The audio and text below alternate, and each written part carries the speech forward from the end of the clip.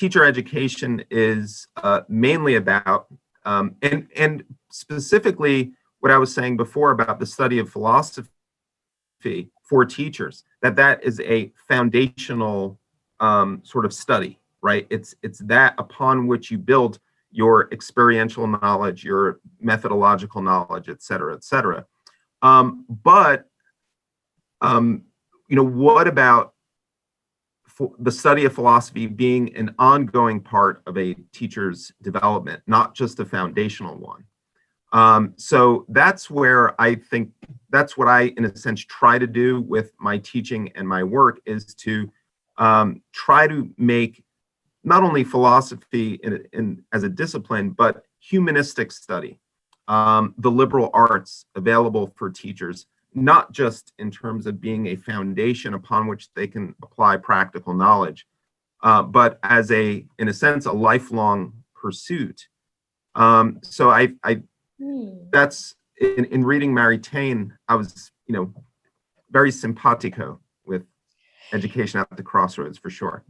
Well, I think what you identified in Maritain that resonates with what you do and what I see as well in Higgins, I think Maritain uses this word, the dynamism of education, right? So as you described it, teachers put themselves into their art, their teaching, but then what happens in the classroom flows back into them and continues to shape them. And what they their encounter with the students' ideas, frankly, the encounter with students' personalities has been very educational to me. The students who are participating in my class this semester are coming from contexts I have no personal knowledge of, but it makes me think differently. And I think that's why, as you said, this term vocation became really important to Higgins and Hansen, but also to you. And I thought it was important that Hansen says that a vocation is something that we commit ourselves to, and in the act of doing shapes us over time. So that's why he uses the word vocation. It's not a task that you just accomplish and there's an outcome.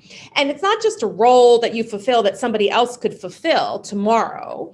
And not that those kinds of things we all do aren't important, right? Like somebody else could take my trash out. That'd be fine with me.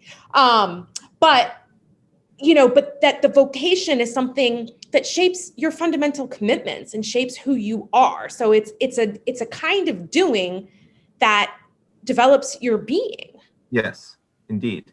And it's also a kind of duty, a doing that you participate in such a way that you can place your own personal stamp on it, right?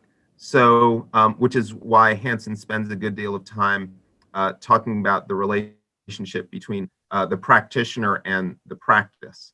That teaching, and more, we're sort of understanding teaching as a kind of function, and the teacher as a mere functionary, rather than a practitioner in a long-standing practice with goods that are internal to it, so that the teacher is, in taking up teaching, is not only receiving all of the rewards that come from teaching, but also has an opportunity to provide or bring their own sort of personal mark to the work itself.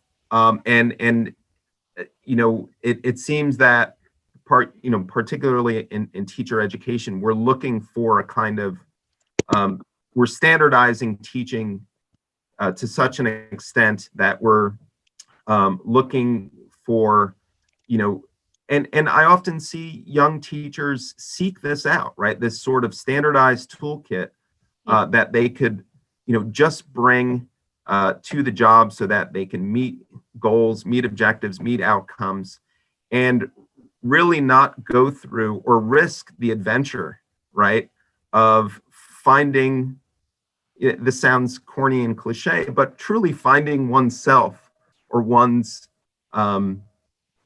stamp in the work and through the work.